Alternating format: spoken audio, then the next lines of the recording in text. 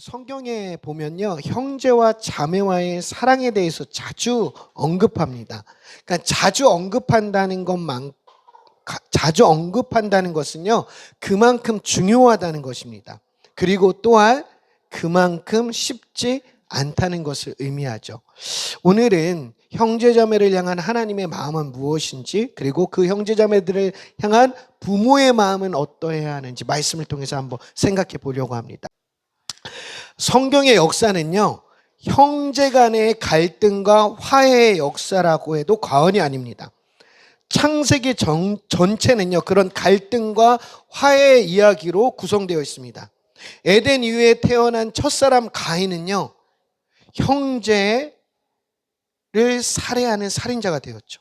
그리고 이삭과 이스마엘은 적자와 서자 사이의 갈등 때문에 갈라서야 했습니다. 그리고 야곱과 에서는 장자권을 둘러싼 경쟁으로 서로를 적대시했고, 그리고 요셉과 형제들은 아버지의 사랑을 차지하기 위해서 경쟁했고, 급기야 동생 요셉을 종으로 팔아버리는 악행까지 저질렀습니다. 형제의 갈등의 원인은요, 다양했습니다. 형제 간의 시기도 있었습니다. 질투도 있었습니다. 때로는 부모님의 편애와 차별도 있었습니다. 이처럼 시기와 질투, 편애와 차별은 언제나 갈등과 다툼을 일으켰습니다. 형제들 간의 시기와 질투로 인한 갈등, 그리고 부모님의 편애와 차별로 인한 다툼의 원인을 조금 더 깊게 살펴보면 결국 한 가지 이유 때문이었는데요. 그것은 무엇이냐면 하나님의 말씀을 믿지 못하거나 하나님의 말씀에 담긴 하나님의 마음을 가볍게 여길 때였습니다. 내 생각, 내 감정, 내 경험만이 앞설 때 언제나 형제 간의 시기와 질투로 갈등이 생겨났고요, 그로 인한 부모의 편애와 차별은 언제나 형제들의 다툼으로 이어졌다는 것입니다. 성경의 이야기는 이렇게 형제의 갈등의 이야기로만 기록되어 있을까요? 아닙니다. 갈등의 이야기만 끝내지 않고요, 화해의 이야기도 전해주고 있습니다. 이삭과 이스마엘은요, 아버지 아브라함의 장례를 함께 치르면서 화해를 하게 됩니다. 그리고 이삭의 아들의 에서와 야곱도요, 우리 너무 잘 알죠. 브니엘에서 서로 부둥켜 안고 울면서 서로의 형제를 받아들였습니다. 요셉과 형제들도요, 생의 시련을 거치면서 오랜 갈등을 끝내고 결국 서로를 용납하게 되었습니다. 갈등 속에서도 하나님께서는요, 하나님의 백성을 향한 계획을 멈추지 않으셨습니다. 그 계획은 무엇일까요? 바로 용서와 화해입니다. 이를 위해서 하나님이 먼저 용서와 화해자로서 하나님의 사람들에게 찾아오셨습니다. 그리고 하나님은 말씀을 통해서 나에게 몰두했던 그들의 시선을 하나님께 향하도록 했습니다. 하나님께 시선을 돌리자 그들의 마음은 평안과 소망, 사랑과 긍휼이라는 마음으로 가득했고, 이윽고 갈등과 다툼의 관계는 용서와 화해의 관계로 회복될 수 있었습니다. 여러분 잊지 마세요. 하나님의 마음은요, 화해와 용서입니다. 이런 화해와 용서는 예수님의 가르침에서도 핵심 중에 핵심이라고 말할 수 있습니다. 에베소서 저자인 바울 역시요, 예수님의 그러한 속성을요, 에베소서 2장 14절에 이렇게 설명하죠. 그리스도는 우리의 평화입니다. 그러면서 주님의 사역을 이렇게 요약하고 있는데요, 에베소서 2장 16절을 우리 같이 한번 읽어보겠습니다. 시작. 원수된 것을 십자가로 소멸하시고 이 둘을 한모로 만드셔서 하나님과 화해시키셨습니다. 아멘. 용서와 화해야말로 예수님의 으뜸가는 관심이었으며 하나님의 구원의 방법이었습니다. 여러분, 이 화해와 용서의 반대말이 있다면요, 불화와 증오일 것입니다. 이 불화라는 것은요, 상대방을 인정하거나 받아들이지 않으려고 하는 마음입니다. 증오는요, 상대방을 긍휼히 여기기보다는 원수로 여기는 마음이죠. 이 불화와 증오는 마음에 담을 쌓게 하죠. 그 마음에 담에 쌓여진 벽돌의 이름은 분노와 멸시입니다. 그런 의미에서 형제 자매 간의 우애는요, 단순한 감정의 차원과 의무의 차원이 아니라 복음으로 마음이 변화된 그리스도인들만이 가질 수 있는 아름다운 삶이라고 할 수 있습니다. 하나님의 마음을 주실 때 우리의 삶이 그렇게 바뀝니다. 그래서 바라기는요, 정말 우리 미래 세대, 우리 자녀 세대들 가운데 하나님의 마음이 채워지기를 소망합니다. 근데 하나님의 마음은 누구를 통해서 채워지냐면 우리 부모입니다. 부모를 통해서 채워집니다. 우리가 부모가 하나님의 마음을 잘 전할 때, 편애와 차별로 우리 자녀들을 다스리지 않을 때 우리 자녀들은 그 부모를 통해서 하나님의 사랑을 배우고 그 사랑 안에서 형제를 사랑하게 되는 것이죠. 저는요, 예수님의 눈으로 세상을 보고 예수님의 손으로 세상을 어루만지고 예수님의 심정으로 이웃을 대하는 것이 믿음의 시작이라고 생각해요. 저는 이런 믿음의 시작이 시작된 지 불과 한 5, 6년밖에 되지 않았어요. 근데 저는 정말 예수님을 믿으면서 제 아내를 사랑하는 걸 배웠고 제 자녀들을 사랑하는 것들을 배웠습니다. 그래서 저는 지금도 어제보다 오늘 조금 더 나은 남편이 되고 있고 조금 더 나은 아빠가 되고 있습니다. 네, 정말 그렇게 저도 믿음을 제 삶 가운데 살아가고 있습니다. 여러분 기억하십시오. 예수님은요, 나더러 주님 주님 하는 사람이라고 해서 다 하늘나라에 들어가는 것이 아니라 하늘에 계신 내 아버지의 뜻을 행하는 사람이야 들어간다라고 말씀하셨습니다. 여러분 마찬가지예요. 우리 자녀들 여러분 기억하십시오. 부모님의 말을요, 그냥 아빠가 이렇게 하라고 했으니까, 엄마가 이렇게 하라고 했으니까 그냥 그렇게 말만 해서는 안 되고요. 그 말에 담겨진 부모님의 마음을 따라서 살아갈 때 비로소 부모님은요, 여러분을 내 자녀로 여기고 더 아끼고 사랑하고 존귀하게 여길 수 있습니다. 할렐루야. 그래서 우리 자녀들이 정말로 그냥 아빠 사랑해요, 엄마 사랑해요. 오늘 말씀처럼 나도 예수님 믿고선 내 사랑하는 동생한테 동생 내가 미안했어, 언니 내가 더 잘할게, 이렇게 말만 하는 게 아니라 진짜로 그렇게 살아가게 되고 그 삶이 바뀌어지는 은혜가 있기를 축복합니다. 여러분들이 예수님을 믿는 것이 그냥 예배 시간에만 그 성경 속에서만 머물러 있으면 안 됩니다. 여러분 삶 가운데 진지하게 정말로 그 복음이 이루어지는가, 정말 우리 부모님이 얘기하셨던 그 하나님의 나라가 나에게는 과연 이루어지는가를 여러분들이 진지하게 고민해야 돼요. 그런데 하나님의 나라는요, 정말로 용서와 화해를 통해서 평화를 이루는 아름다운 나라임을 믿으시길 바랍니다. 그래서 예수님은 이 땅 가운데 그 하나님의 뜻을 밝히기 위해서 오셨던 것이죠.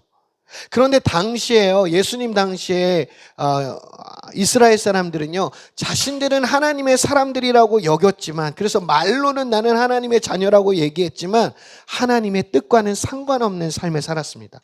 그래서 예수님은요, 하나님의 말씀에 담긴 하나님의 뜻을 밝히기 위해 오셨던 것이죠. 그래서 특별히 오늘 이 마태복음 5장에서부터는 그 당시에 이스라엘 사람들이 오해하고 있고 오용하고 있던 하나님의 말씀을 밝히시는 그런 이야기가 기록되어 있습니다. 그래서 이 가르침을 예수님께서 말씀하실 때는 어떻게 표현하시냐면, 내가 모모한 것을 너희한테 들었다, 그러나 나는 너희에게 말한다 라는 형식을 통해서 하나님의 진짜 뜻이 무엇인지를 말씀해 주시죠. 그 이야기의 첫 번째가 바로 오늘의 본문의 이야기입니다. 그런데 오늘 본문의 이야기는 어떤 이야기로 시작하냐면요, 살인하지 말라, 그리고 형제를 욕하는 자는 살인한 거와 같다라는 아주 무서운 이야기로 시작하신다는 것이죠. 자, 벌써 망했어, 난 어떻게, 막 이런 이야기에서 그 가슴을 치는 통회함으로 하나님 내가 살인자입니다, 주님 나를 도와주세요, 이렇게 기도할 수 있어야 됩니다. 자, 이야기 한번 잘 들어볼게요. 예수님께서 살인하지 말라라는 말씀에 담긴 속뜻을 밝혀주시는데요, 당시 이스라엘 사람들은요, 물리적으로 살인을 하지 않으면 이 계명을 지킨다라고 생각했습니다. 그런데 당시에 그 사람들은 정말로 살인은 하지 않았지만 마음속으로는 늘 나와 형제와 자매, 나와 함께하는 지체들, 이웃들을 욕하고 비난하고 저주하고 그들에게 분노했다는 거예요. 그래서 예수님께서는 이 살인하지 말라라는 진짜 뜻이 무엇인지 말씀하시는데요. 이 말씀은요, 어떤 뜻이냐면 생명을 존중하고 사랑하는 삶을 살아갈 것을 말씀해 주시죠. 예수님은 이 말씀에 담긴 하나님의 마음, 즉 생명을 존중하고 형제와 자매를 귀하게 여기는 마음에 대해서 강조하십니다. 특히 예수님은 형제 자매에게 성내는 것, 그들을 보고 얼간이 혹은 바보라고 부르는 것이야말로 살인의 버금가는 죄라고 말씀하십니다. 예수님은 겉으로 드러나는 행위보다 내면의 동기를 문제 삼으시죠. 예수님은요, 당시 이스라엘 백성들이 그들의 마음이 어떤 마음인지를 분명히 보셨습니다. 그리고 그 마음이 형제와 자매에게 바보, 얼간이라고 하는 것이 정말 살인과도 같은 그런 저주라는 것을 이야기하시죠. 이러한 표현은 단순히 분노의 표현이 아니라 존재 자체를 경멸하는 마음이며 동시에 형제와 자매의 생명이 시작인 부모와 하나님을 함부로 하는 표현이라는 것을 가르쳐 주십니다. 형제와 자매를 향한 비하와 멸시는 하나님의 형상을 훼손하는 심각한 죄라고 말씀하셨던 것이죠. 예수님은 자기 형제나 자매에게 얼간이라고 말하는 사람, 바보라고 말하는 사람은 지옥불에 던져질 것이라고 말씀하십니다. 극단적인 언사를 가급적으로 피하시는 예수님의 말씀이 이 대목에서는요, 모질기 이를 데 없습니다. 이 문제가 얼마나 심각한지를 일깨워 주시기 위함이었던 것이죠. 오늘 본문에서 특히 예수님께서 금하신 것은요, 습관이 된 분노입니다. 성내는 것이라고 표현되었던 이 의미인데요, 습관이 된 분노. 우리는요, 다른 이들의 허물을 보는 일의 챔피언들이에요. 다른 이의 허물을 지적하고 넌 이것도 잘못했어, 넌 이것도 잘못했어, 이런 거에 챔피언이라고요. 자기 눈에 들보는 보지 못하면서 형제와 자매 눈에 있는 티끌은 빼주겠다고 소리치는 이들이 바로 우리입니다. 자기 기준에 따라 남을 판단하는 사람들이시죠. 그 기준이라는 게 얼마나 왜곡되어 있는지 모르는 자들입니다. 늘 나만 옳고 나만 억울합니다. 이러한 감정은 분노로 이어지죠. 무엇보다 습관이 된 분노 안에는요, 하나님의 마음이 없습니다. 그 안에는 나라는 존재만 가득하죠. 하나님이 사라진 자리는요, 죄로 채워집니다. 죄로 이어진 모습은 언제나 시기와 질투로 이어지죠. 시기와 질투는 결국 폭력과 살인으로 이어진다는 것을 가볍게 여겨서는 안 됩니다. 예수님께서도요, 마음에 가득한 것을 입이 말한다라고 말씀하셨어요. 예수님 당시 이스라엘 사람들은 겉으로는 말씀을 지킨다고 했지만 그들의 마음은 형제와 자매를 향한 시기와 질투로 가득했던 것입니다. 예수님이 보시기엔 이스라엘 사람들의 마음에는 하나님의 마음이 없었던 것이죠. 그렇게 그들이 드리는 예배는요, 하나님이 받으실 수 있는 예배가 아니었던 것입니다.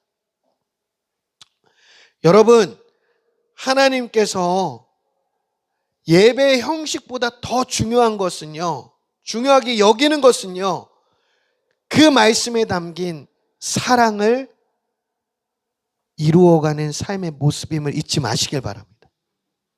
자, 우리 23절, 24절 같이 한번 읽어보겠습니다. 우리 고개를 들고 우리 자녀들, 우리 모든 부모님들 같이 한번 읽어보겠습니다. 23절, 24절 시작.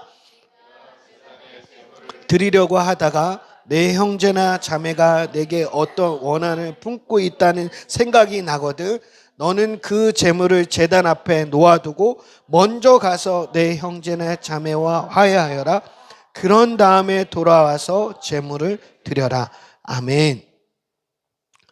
여러분, 이 말씀을 가볍게 여기면 안 됩니다. 예수님이 이렇게 말씀하신 이유는요, 누군가를 미워하고 증오하고 분노하는 마음으로는요, 하나님을 예배할 수가 없습니다. 이 자리에 있는 모든 분들이 용서와 또 사랑으로 먼저 나아가시기를 축복합니다.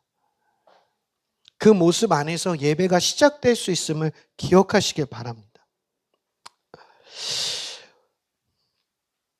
살다 보면 갈등이 없을 수는 없지만 그 갈등은 속히 풀어야 하는 것이죠. 시간이 끌면 끌수록 멀어지고 딱딱하게 굳기 마련입니다. 그 마음에는 하나님이 깃들 수가 없습니다. 여러분, 이 성직자를 나타내는 라틴어 단어 폰티플렉스는 다리를 건설하는 사람이라는 뜻이 있습니다. 그래서 교황을 일컬어 폰티프라고 부르는데요. 그것은 교황에게 주어진 가장 중요한 사명이 갈라진 것들을 잇는 일임을 보여주는 호칭이라고 할 수 있습니다. 그래서일까요? 많은 사람들이 이번에 새롭게 교황이 된 레오 14세에게 기대하는 모습이 세상과 교회의 다리가 될 것을 기대했다고 합니다. 그런데 이러한 기대는 복음을 받아들인 성도들의 공동체인 교회가 가져가야 할 사명인 것이죠. 하나님과 사람 사이에 다리를 놓고 사람과 사람 사이에 다리를 놓고 사람과 자연 사이에 다리를 놓는 것이야말로 거룩한 부름 앞에 선 우리의 과제임을 잊지 마시길 바랍니다.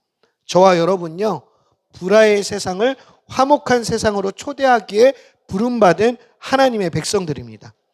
불화의 세상을 화목의 세상으로 바꿀 수 있는 유일한 방법은요, 우리가 예수님을 닮아서 우리가 먼저 다가가는 것입니다. 우리가 누군가에게 다가갈 수 있는 그 능력이 우리에게 있지 않고, 우리의 존재에 있지 않고 예수님께 있음을 잊지 마시길 바랍니다. 예수님이 우리 가운데 찾아오셨음을 기억할 때 우리는 그 예수님을 힘입어 누군가에게 먼저 다가설 수 있을 것입니다. 그런 사랑의 모습이 저와 여러분 가운데 있기를 소망합니다. 그래서 그 사랑이 지식으로 풍성하여 선한 것을 분별할 수 있어야 됩니다. 아무런 사랑이 다 유익한 게 아니기 때문입니다. 지식으로 분별돼야 돼요. 그것은 말씀으로 분별되는 것이고 예수 그리스도를 통해서 그 사랑이 실천되어야 됩니다. 그래서 그 사랑 안에는 언제나 공의와 정의가 포함되어 있습니다. 이런 부분들을 우리가 나중에라도 더 한번 나눠볼 수 있었으면 좋겠습니다. 말씀을 맺겠습니다. 형제 사랑의 그 모습은요, 오늘 우리에게 필요한 마음가짐과 삶의 태도여야 합니다. 신앙 공동체는요, 남을 배려하는 삶을 연습하는 곳입니다. 가정은 그 시작이 되어야 합니다. 형제와 자매를 배려하는 것은요, 사실 자기 자신을 위하는 것임을 잊지 마시길 바랍니다. 가정을 풍성하게 하는 은혜일 수 있습니다. 너의 아우 아벨이 어디 있느냐? 라는 하나님의 질문에 가인은요, 퉁명스럽게 대답합니다. 모릅니다. 제가 아우를 지키는 사람입니까? 지금 우리도 가인처럼 살고 있지는 않습니까? 하나님께서 우리에게 화해와 사랑을 말씀하시는데 내가 그걸 위해서 있는 사람입니까? 라고 말씀이 전혀 나와 상관없는 것처럼 그렇게 반응하고 있지는 않습니까? 바라기는 오늘 말씀을 통해서 저와 여러분들이 다시금 용서와 사랑의 그런 평화를 이루는 관계로 나아가시기를 축복합니다. 자비로운 사람으로 돌아가시길 바랍니다. 사랑이야말로 하나님의 나라의 문을 여는 열쇠입니다. 십자가의 사랑으로 자녀를 중재하시길 바랍니다. 그리고 형제와 자매를 십자가의 사랑으로 사랑해 보시기를 소망합니다. 그런 저와 여러분, 우리 가족 더한빛 공동체 되기를 예수님의 이름으로 축복합니다.